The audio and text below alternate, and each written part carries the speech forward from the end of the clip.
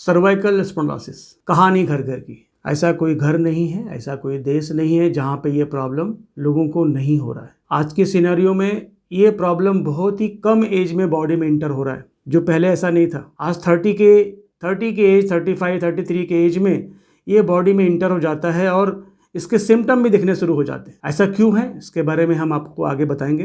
Dear friends, ये ageing का problem है। जैसे जैसे आपका एज बढ़ेगा बॉडी में वेयर एंड टेयर होगा। इसको हम रोक नहीं सकते। अगर कोई ऐसी मेडिसिन है जो सर्वाइकल स्पॉन्डिलोसिस को होने से रोक सकती है, इसका मतलब वो एजिंग पे काम कर रही है। ये संभव नहीं है। मेडिसिन अगर आप प्रॉपरली ले रहे हैं जो आपको लेना चाहिए, मैं पेन किलर की बात नहीं कर रहा हूँ, क्योंकि ये जो प्रॉब्लम है इसको डिले करने का एक ही तरीका है कि आप न्यूट्रिशंस का जो इनटेक है प्रॉपरली बॉडी में होना चाहिए, उतना आप लें। डियर फ्रेंड्स, हमारा मकसद इस वीडियो को बनाने का एक ही है कि आप ये समझ सकें कि आपके इस प्रोसेस को कैसा डिले करें, बिना साइड इफेक्ट के, बिना किसी साइड इफेक्ट के आप अपना ट्रीटमेंट कैसे करें, इस प्रोसेस को कितना डिले करें, कैसे डिले करें कि जो प्रॉब्लम आपको 40 में हो रहा है वो 50 में हो, जो आपको 50 में होना चाहिए वो 70 के ऊपर हो, और जो 70 वाला प्रोसेस है वो 80 के ऊपर जाए। हम कर सकते हैं, बस हमको ये मालूम होना चाहिए कि मुझे करना क्या है। तो इस वीडियो में हम आपको यही बताने वाले हैं कि इस प्रोसेस को हम कैसे और कितना डिले कर सकते हैं बिना किसी साइड इफेक्ट के। और डियर फ्रेंड, अपना जो ट्रीटमेंट है, जो इस क्लिनिक में हम करते हैं, जो कॉम्बिनेशन आपको हम बता रहे हैं, ये जो कॉम्बिनेशन ऑफ ट्रीटमेंट है, इससे आपका प्रोसेस बहुत जल्दी स्लो हो जाता है। प्री सिम्टम्स जो आपके हैं, आपका जो स्टिफ नेक है, आपका जो शोल्डर में जो प्रॉब्लम होता है, फ्रोजन शोल्डर भी सर्वाइकल की वजह से ज्यादातर होता है। टिंगलिंग होता है हाथों में, पेन हो रहा है, पूरा सर के पीछे ऑक्सीपिटल हेड में दर्द हो रहा है, आपको पता ही नहीं कि वो हो क्यों रहा है। आपको लग रहा है कि सर का दर्द है, बट सर का दर्द नहीं होता, ये सर्वाइकल स्पॉन्डिलोसिस का साइड इफेक्ट है। आप पेन किलर खा लेते हैं, काम पे चले जाते हैं। जैसे जैसे आप खाते जाओगे पेन किलर, प्रोसेस आपका उतना ही फास्ट होता जाएगा। तो इस वीडियो को बनाने का एक ही मकसद है फ्रेंड्स, कि आप एक proper effective way of therapy इसको समझ लें। अगर आपको कोई सिम्टम दिख रहा हो, आप इसी तरह के ट्रीटमेंट में जाएं। पेन किलर खा के अपना प्रोसेस को फास्ट ना करें, साइड इफेक्ट होगा, प्रॉब्लम कुछ और होगा। आप खा किसी और काम के लिए रहो और साइड इफेक्ट में किसी और प्रॉब्लम में फंस जाओगे आप। खास करके किडनी के ऊपर बहुत ज़्यादा एक एडवर्स इफेक्ट पड़ता है पेन किलर का। तो जितना आप पेन किलर कम खाएं, जितना कम खाएं उतना आपके लिए अच्छा। चलिए इसके बारे में आगे बात करते हैं डिटेल में। Let us start. नमस्कार, स्पाइन हेल्थ चैनल में आप सभी का स्वागत है। मैं हूं डॉक्टर आमन कुशवाहा। चैप्टर 6 सेक्शन बी में आज हम बात करने वाले हैं सर्वाइकल स्पॉन्डिलोसिस के सिम्टम को कैसा ट्रीट किया जाए। आपके नेक में पेन है, नेक स्टिफ हो गया है, गर्दन आपकी हिलती डुलती नहीं है, अगर आप मूव कर रहे हैं तो बहुत ज़्यादा पेन हो रहा है। ये पेन आपके शोल्डर में भी आ रहा है, यही पेन आपके हाथों में रेडिएट हो रहा है। फिर आपके सर के पीछे, जिसको बोलते हैं ऑक्सीपिटल हेडेक, वो हो रहा है, सर के पीछे भी दर्द हो रहा है। इसको आप कैसे ट्रीट करें, कैसे ठीक करें बिना किसी पेन किलर को यूज किए हुए। तो डियर फ्रेंड्स, इस प्रॉब्लम को, इस सिम्टम्स को ट्रीट करने के लिए हम आज 3 कॉम्बिनेशंस के बारे में बात करेंगे और आपको डिटेल में बताएंगे।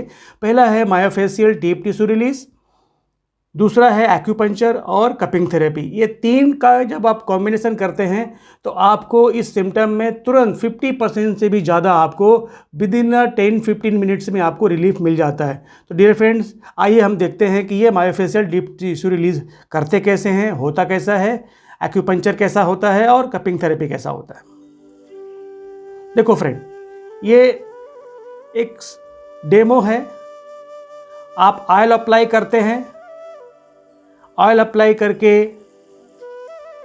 आप पहले ये ऑयल अप्लाई की ताकि आपका जो हाथ है वो प्रॉपरली यहाँ पे फ्रिक्शन के लिए प्रॉपर फ्रिक्शन हो। कोई भी एक स्टिकी ऑयल लेना है, नॉन स्टिकी ऑयल मत लीजिएगा। आप कोई भी ऑयल, अपना पेन किलर ऑयल हो या कोई बाम हो, बाम में भी ध्यान रखिएगा जेल ज़्यादा होना चाहिए, जलन वाला पेन बाम नहीं होना चाहिए। आप जेल भी इस्तेमाल कर सकते हैं। अब ये जो आप साइड के जो मसल्स देख रहे हैं, इसमें फ्रंट में आपके नेक में देखेंगे ये इस टाइप के जो मसल होते हैं। यहाँ पे हमने आपको एक पिक्चर भी दिखाया हुआ है। स्टेर्नोक्लाइड मास्टॉइड मसल है, ये फ्रंट में आपको दिखेगा आपके जॉ के नीचे। फिर ट्रापेजियस मसल है जो आपके पूरे हेड को संभालने के लिए रिस्पॉन्सिबल है। ये पूरा आपका half of the spine cover करता है। और उसके बीच में आप देखेंगे लेवेटर स्कैपुला मसल है। ये 3 मेनली मसल आपके नेक को पूरा सपोर्ट देते हैं, हेड को पूरा। ये 5 kg का जो आपका हेड है इसको सपोर्ट करते हैं। बहुत ही स्पेशलाइज काम है ये। डीप टिश्यू का कोई क्वालिफाइड कोई डॉक्टर हो, फिजियो हो, आप उसी से आप ये ट्रीटमेंट कराएं। नॉर्मल मसाजर से अगर आप ये ट्रीटमेंट कराएंगे तो आपको जहाँ फ़ायदा होना चाहिए वहाँ आपको नुकसान भी हो सकता है। अब ये मायोफेशियल डीप टिश्यू रिलीज़ करता क्या है? ये क्या करता है कि आपके जो कनेक्टिव टिश्यूज़ रहते हैं और जो आपके पेन के लिए रिस्पॉन्सिबल हैं उनको ये धीरे धीरे वहाँ से जो इन्फ्लेमेशन है वो रिलीज़ करता है। जनरली इसको हम लोग मसल्स, अगर आपकी कोई डैमेज हो गई है, आपको बहुत समय से पेन है, स्पाज़म है, इस एरिया में स्पाज़म है, तो इस ट्रीटमेंट को हम लोग सजेस्ट करते हैं।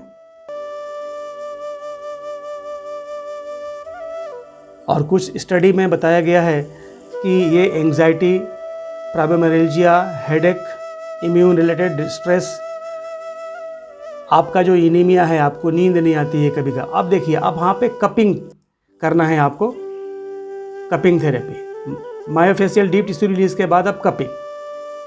अब स्पेशली पॉइंट्स भी देख लीजिए आप।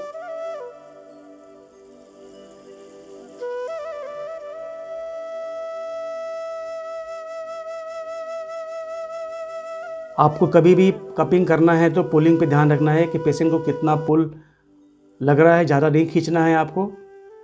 पेशेंट को कंफर्टेबल लगना चाहिए, ज़्यादा ज़ोर से खींचने से पेन कभी कभी बढ़ जाता है, इस बात का आपको ध्यान रखना है।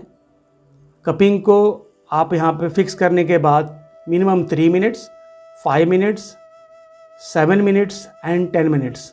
10 मिनट से ज़्यादा कपिंग आपको उस जगह पे नहीं छोड़ना है, डियर फ्रेंड, ध्यान रखिएगा।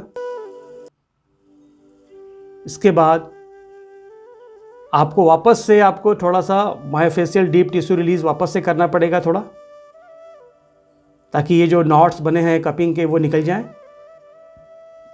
इतना ही अगर कर दिया तो आपको तुरंत आराम मिल जाता है। अब इस कपिंग को निकालेंगे। कपिंग का नॉब ऊपर से खींचेंगे तो उसकी हवा निकल जाती है और धीरे धीरे ये रिलीज हो जाता है। अब हम जाएंगे एक्यूपंक्चर में। एक्यूपंक्चर में लोकल बहुत सारे इफ़ेक्टिव पॉइंट्स हैं। वापस से एक बार फिर हम रिपीट करेंगे ट्रीटमेंट थोड़ा सा, ताकि जो नॉट बना है कपिंग का वो निकल जाए।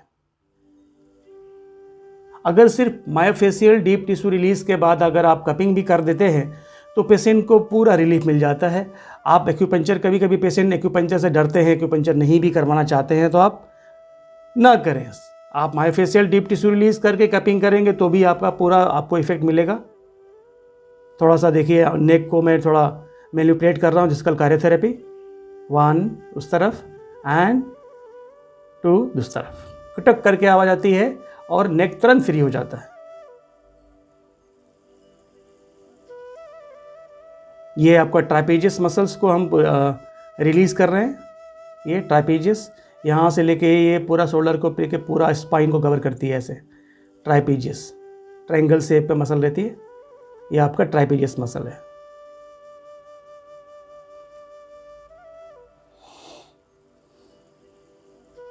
Deep tissue release, one of the best treatment to release your neck pain, stiffness and spasm.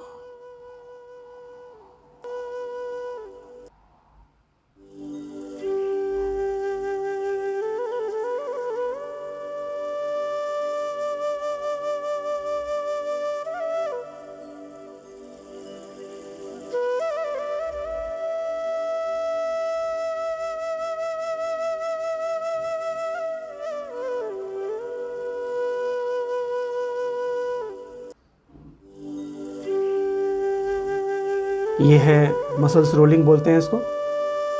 आपके डीप टिश्यू रिलीज में मसल्स रोलिंग भी आता है। अगर आप मसल्स रोलिंग करते हैं तो आपको टिश्यू को रिलीज़ करने में, अब ये एक्यूपंक्चर पॉइंट्स देख लीजिए, हमने यहाँ पे एक पिक्चर भी लगाया हुआ है। ये लोकल पॉइंट्स एक्यूपंक्चर में, ये सब सर्वाइकल्स के पॉइंट्स हैं, वेरी वेरी इफेक्टिव। सिर्फ एक्यूपंक्चर भी किया तो भी पेशेंट को आराम मिलता है। अब ये सारे पॉइंट्स मैंने यहाँ पे लोकेट किए हुए हैं, आप देख सकते हैं इसको फिर एक 25 मिनट्स तक छोड़ देना है।